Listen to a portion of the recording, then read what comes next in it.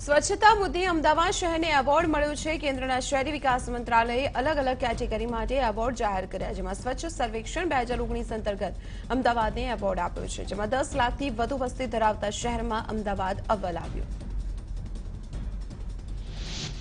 ભૂપેન્દ્રસિંહ ચુડાસમા સામે થયેલી ઇલેક્શન પિટિશનના મુદ્દે કોર્ટના ઝાબખા। હાઈકોર્ટે કહ્યું છે કે કાયદા પ્રધાન હોવા છતાં પિટિશન કરે તે અયોગ્ય। સાથે જ કોર્ટે કહ્યું કે કાયદા પ્રધાન કરતા ચૂંટણી અધિકારી પર વધુ વિશ્વાસ। કેસની આગામી સુનાવણી 8 માર્ચે હાથ ધરાશે।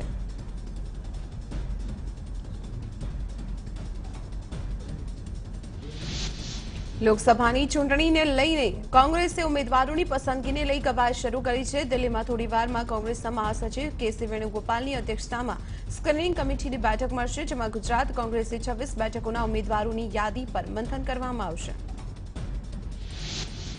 થોડીવારમાં બેઠક શરૂ થશે। બેઠકમાં ગુજરાત કોંગ્રેસના પ્રમુખ અમિત ચાવડા, ગુજરાત વિધાનસભામાં વિપક્ષના નેતા પરેશ ધાનાણી અને ગુજરાત કોંગ્રેસના પ્રભારી રાજીવ સાતવ ખાસ ઉપસ્થિત રહેશે। ઉપરાંત બંને પ્રભારી સચિવ પણ હાજર રહેશે। કોંગ્રેસે ધારાસભ્ય ભગવાન બારડને સસ્પેન્ડ કરવાનો કોંગ્રેસે રાજ્યવ્યાપી વિરોધ નોંધાવ્યો છે। રાજકોટ કલેક્ટર કચેરી ખાતે કોંગ્રેસે ધરણા કર્યા। કોંગ્રેસ કાર્યકર્તાઓએ ભાજપ સરકાર અને વિધાનસભાના અધ્યક્ષ રાજેન્દ્ર ત્રિવેદી વિરુદ્ધ સૂત્રોચ્ચાર કર્યા।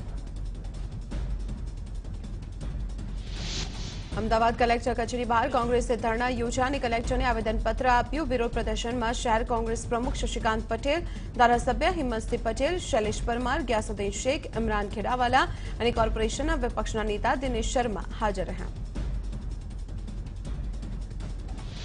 બનાસકાંઠામાં પણ વિરોધ નોંધાવવામાં આવ્યો। કોંગ્રેસે કલેક્ટર કચેરી બહાર ધરણા યોજી કલેક્ટરને આવેદનપત્ર આપ્યું। અગાઉ ભાજપના અનેક નેતાઓને સજા થઈ હોવા છતાં સસ્પેન્ડ ન કરાયા હોવાનો આક્ષેપ લગાવ્યો। જૂનાગઢમાં પણ કોંગ્રેસે વિરોધ નોંધાવતા કલેક્ટરને આવેદનપત્ર આપ્યું। 3 ધારાસભ્યની ઉપસ્થિતિમાં આવેદનપત્ર આપી આગામી સમયમાં ઉગ્ર આંદોલનની ચીમકી ઉચ્ચારી।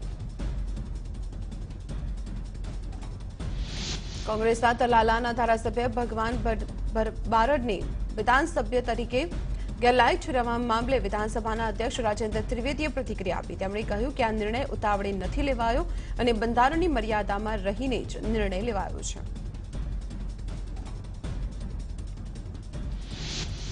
ભગવાન બારડ મુદ્દે કોઈ જ રસ્તો બચ્યો ન હોવાના કારણે નિર્ણય લેવો પડે એમ હોવાથી તેમણે ગેરલાયક ઠેરવ્યા હોવાનું જણાવ્યું। જોકે રાજેન્દ્ર ત્રિવેદીએ સ્પષ્ટતા કરી હતી કે તેઓએ તટસ્થ રીતે આ નિર્ણય લીધો છે, તેમાં કોઈ રાજકીય પ્રેરિત નથી। નવસારીના મુસ્લિમ અગ્રણી અને કોંગ્રેસના શહેર મંત્રી ફારૂક પઠાણ પર જીવલેણ હુમલો થયો। દરગાહ રોડ પર આવેલા તેમના ઘર નજીક અજાણ્યા શખ્સોએ અચાનક હુમલો કર્યો અને આશરે 14 જેટલા ચપ્પાના ઘા ઝીક્યા। બચાવમાં આસપાસના લોકો દોડી આવતા હુમલાખોરો નાસી છૂટ્યા। જોકે એક શખ્સ ઝડપાઈ ગયો, જે સુરતનો તડીપાર બુટલેગર હોવાનું સામે આવ્યું। તો બીજી તરફ ફારૂક પઠાણ સારવાર હેઠળ છે। પોલીસે આરોપીઓને શોધવા તેમજ હુમલાનું કારણ જાણવા વધુ તપાસ હાથ ધરી। રાજ્યના પેન્શનર્સ હવે પેન્શન્સ માટે કોઈપણ જગ્યાએથી પેન્શન ઉપાડી શકશે। રાજ્યના પેન્શનર્સને ચૂકવવામાં આવતા પેન્શનના નિયમોમાં ફેરફાર કરાયો, જેને કારણે રાજ્યના 4 લાખથી વધુ પેન્શનર્સને સુવિધાનો સીધો લાભ મળશે। હેમચંદ્રાચાર્ય ઉત્તર ગુજરાત યુનિવર્સિટીના વાઇસ ચાન્સેલર બી.એ. પ્રજાપતિને હોદ્દા પરથી દૂર કરાયા। તેમણે હોદ્દાનો દુરુપયોગ કર્યો હોવાનો પુરવાર થતા નિર્ણય લેવાયો। લોકાયુક્તના અહેવાલમાં ભ્રષ્ટાચાર કર્યો હતો। વલસાડના ધરમપુરમાં આદિવાસી સમાજની મહારેલી પહેલા આદિવાસી આગેવાનોની અટકાયત કરી લેવામાં આવી। જંગલ ખાલી કરવાના સુપ્રીમ કોર્ટના આદેશનો વિરોધ નોંધાવી રહ્યા છે આદિવાસીઓ। ભરૂચ નગરપાલિકાના 400 સફાઈ કામદારોની હડતાલ બીજા દિવસે યથાવત રહી। કામદારોની હડતાલના પગલે શહેરમાં કચરો ઉઠાવવાની સમસ્યા ઊભી થઈ છે। કોન્ટ્રાક્ટ પ્રથા રદ કરવા સહિતની માંગ કરી રહ્યા છે સફાઈ કામદારો।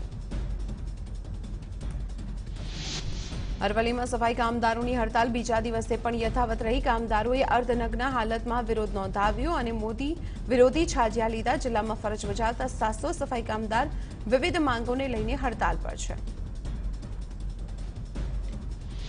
સૌરાષ્ટ્ર યુનિવર્સિટીના કુલપતિને એનએસયુઆઈએ આવેદનપત્ર આપ્યું અને કોલેજ ફી પ્રમાણે સ્કોલરશીપ આપવાની પણ માંગ કરી। ઉપકુલપતિએ સિન્ડિકેટની બેઠકમાં ઠરાવ કરવાની લેખિત ખાતરી આપી।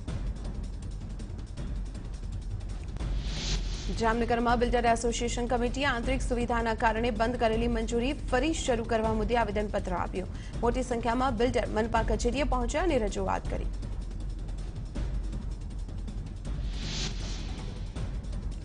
અમદાવાદમાં સાબરમતી નવી જેલમાંથી કાચા કામના કેદી પાસેથી મોબાઈલ મળી આવ્યો. બેરેક યાર્ડ નંબર 3 અને 4 વચ્ચે ખુલ્લામાં ફોન પર વાત કરતા કેદી સીસીટીવીમાં કેદ થઈ ગયો. કેદી પાસેથી મોબાઈલ, બેટરી અને સિમ કાર્ડ જપ્ત કરાયું. રાણી પોલીસે ગુનો દાખલ કર્યો. કચ્છમાં બોર્ડર પરથી પાકિસ્તાન ઘૂસણખોર ઝડપાયો. ખાવડા બોર્ડર પર પિલર નંબર 1050 પાસેથી બીએસએફે પાકિસ્તાની નાગરિકને ઝડપી પાડ્યો. ઝડપાયેલા શખ્સની પૂછપરછ હાથ ધરાઈ. જામનગરમાં લાવડિયા ગામે થયેલી યુવાનની હત્યાનો ભેદ ઉકેલાઈ ગયો છે. માત્ર 1800 રૂપિયાની લૂંટ ચાલી 3 શખ્સોએ નિપજાવી હતી હત્યા. દાહોદના જાલોદના પડી મહુડીની યુવતીનું અપહરણ કરી દુષ્કર્મ આચર્યાની ફરિયાદ નોંધાઈ. અલગ અલગ સ્થળે લઈ જઈ દુષ્કર્મ આચર્યાની યુવતીએ યુવક વિરુદ્ધ ફરિયાદ નોંધાવી. સુરતમાં એક મહિલાને બેબસ મેસેજ મોકલવા યુવકને ભારે પડી ગયા. વોટ્સએપ પર વિડીયો ફોટો મોકલી યુવતી પાસે આ વ્યક્તિ બેબસ માંગણી કરતો, જેની જાણ થતાં યુવતીના પરિવારજનોએ તે શખ્સની રીતસરની ધોલાઈ કરી નાખી. ભારત ઓસ્ટ્રેલિયાની મેચ પર સટ્ટો રમાડતા શખ્સની વસ્ત્રાપુર પોલીસે ધરપકડ કરી. આરોપી રેવાજી અપાર્ટમેન્ટના એક ઘરમાં બેસીને ઓનલાઈન સટ્ટો રમાડતો હતો. મોરબીમાં નેશનલ હાઈવે પર આવેલા શક્તિ ચેમ્બરમાં ફ્લિપકાર્ટની ઓફિસમાં લૂંટની ઘટના બની. 4 અજાણ્યા શખ્સોએ ડિલિવરી ઓફિસમાં 3,93,000ની લૂંટને અંજામ આપ્યો. લૂંટારુએ મેનેજર સાથે મારામારી અને તોડફોડ પણ કરી. બનાસકાંઠાના ધાનેરામાં બનાસ બેંકમાં ચોરીનો નિષ્ફળ પ્રયાસ થયો. તસ્કરો બેંકનું તાળું તોડીને ફરાર થઈ ગયા. ચોરી કરવા આવેલા શખ્સો સીસીટીવીમાં કેદ થયા. રાજકોટમાં સોખડા ગામ પાસેથી એસઓજીએ ચોખાની બોરીની આડમાં લઈ જવાતો વિદેશી દારૂનો જથ્થો ઝડપી પાડ્યો. 18 લાખના દારૂ સહિત કુલ 40 લાખનો મુદ્દામાલ જપ્ત કરાયો. ટ્રક ડ્રાઈવર ફરાર. સુરતમાં રુસ્તમપુરા વિસ્તારમાં વોચમેને દારૂના નશામાં એલપીજી ગેસ પીને આપઘાતનો પ્રયત્ન કર્યો. વોચમેન ગંભીર હાલતમાં સુરતની નવી સિવિલ હોસ્પિટલમાં ખસેડાયો. બનાસકાંઠાના દિયોદરમાં નર્મદાની મુખ્ય કેનાલમાં યુવકે જંપલાવ્યો. કેનાલ પાસેથી યુવકના ચપ્પલ અને આધાર કાર્ડ મળી આવ્યું. સ્થાનિક તરવૈયા દ્વારા કેનાલમાં શોધખોળ હાથ ધરાઈ. અમદાવાદના પશ્ચિમ વિસ્તારમાં ટ્રાફિક ડ્રાઈવ યોજાઈ, જેમાં ડીસીપી, પીઆઈ સહિત 150થી વધુ ટ્રાફિક પોલીસ કર્મીઓ જોડાયા. ગેરકાયદે દબાણો અને આડેધડ પાર્ક કરેલા વાહનો સામે કાર્યવાહી કરાઈ.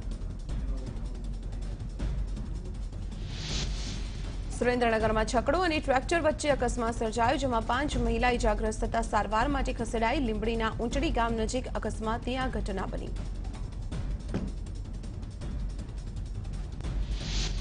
સુરતમાં કતારગામ દરવાજા પાસે બેકાબુ બનેલી વાન ડિવાઈડર સાથે અથડાઈ. સદનસીબે ઘટનામાં કોઈ જાનહાનિ નથી થઈ. ઘટના સીસીટીવીમાં કેદ થઈ. ભુજમાં ઉબડખાબડ રસ્તાઓથી સ્થાનિકો તોબા પોકારી ઉઠ્યા છે. નગરપાલિકા દ્વારા ખોદકામ બાદ રસ્તાનું સમારકામ ન કરવાને કારણે વેપારી અને સ્થાનિકો હેરાન પરેશાન છે. વારંવારની રજૂઆત છતાં ઉકેલ નથી આવ્યો, તો વિપક્ષે પાલિકાના સત્તાધીશો પર ભ્રષ્ટાચારનો આરોપ લગાવ્યો. ત્યાં બીજી તરફ નગરપાલિકાના પ્રમુખ લતા સોલંકીએ લોલો બચાવ કર્યો અને કહ્યું કે વરસાદના દિવસો આવવાના હતા, એટલે જમીન જેટલી બેસવાની હોય તેટલી બેસી જાય, પછી રોડનું કામ કરવાનું હતું. હવે ટૂંક સમયમાં રોડનું કામ પૂરું કરી દેવાશે. રાજકોટમાં સ્વાઇન ફ્લૂથી 6 વર્ષીય બાળકી સહિત 3 દર્દીના મૃત્યુ થયા. આ વર્ષે કુલ 75 દર્દીનું સ્વાઇન ફ્લૂના કારણે મૃત્યુ થયું. હજુ અનેક દર્દી સારવાર હેઠળ. જામનગરમાં સ્વાઇન ફ્લૂથી વધુ એક મોત થયું. જેજી હોસ્પિટલમાં સ્વાઇન ફ્લૂએ 48 વર્ષીય પુરુષો ભોગ લીધો. 14 દર્દી હજુ સારવાર હેઠળ છે, તો 2 મહિનામાં 18 દર્દીના મૃત્યુ થઈ ચૂક્યા છે. પિછલા સિવિલ હોસ્પિટલમાં સ્વાઇન ફ્લૂ વોર્ડને તાળા લાગી ગયા છે. સિવિલ હોસ્પિટલના આઇસોલેશન વોર્ડમાં છેલ્લા ઘણા સમયથી ફિઝિશિયનની જગ્યા ખાલી છે, જેને કારણે સ્વાઇન ફ્લૂના દર્દીઓને રજડવાનો વારો આવ્યો. 7 માર્ચથી ધોરણ 10 અને 12ની બોર્ડની પરીક્ષાનો પ્રારંભ થઈ રહ્યો છે. આ વર્ષે કુલ 18,51,000 વિદ્યાર્થી પરીક્ષા આપશે, જે પૈકી ધોરણ 10ના 11.59 લાખ વિદ્યાર્થી, તો ધોરણ 12ના સામાન્ય પ્રવાહમાં 5,33,000 અને ધોરણ 12 વિજ્ઞાન પ્રવાહમાં 1,57,000 વિદ્યાર્થી પરીક્ષા આપશે. કુલ 63,615 વર્ગખંડ પૈકી 700 વર્ગખંડમાં સીસીટીવીની સુવિધા ન હોવાથી ટેબ્લેટની નજર હેઠળ પરીક્ષા લેવાશે. 1,607 કેન્દ્ર અને 5,873 ઇમારતમાં કરાયું છે પરીક્ષાનું આયોજન. તો જિલ્લા શિક્ષણ અધિકારીની ટીમ દ્વારા ઝોનલ કેન્દ્રની મુલાકાત લેવામાં આવી. ટીમે સ્ટેશનરી, પેપર અને સીસીટીવીનું નિરીક્ષણ કર્યું. ગુરુવારે જે વિષયની પરીક્ષા યોજાશે તે પ્રશ્નપત્ર ઝોનલ સેન્ટર ખાતે પહોંચાડવામાં આવ્યા. શિક્ષણ વિભાગે આપેલી જાણકારી અનુસાર સ્ટ્રોંગ રૂમમાં 24 કલાક સીસીટીવીથી મોનિટરિંગ કરાશે. ઉપરાંત હથિયારધારી પોલીસ બંદોબસ્ત ગોઠવવામાં આવ્યો છે. પરીક્ષા સેન્ટર પર 45 મિનિટ પહેલા જ પ્રશ્નપત્ર પહોંચશે.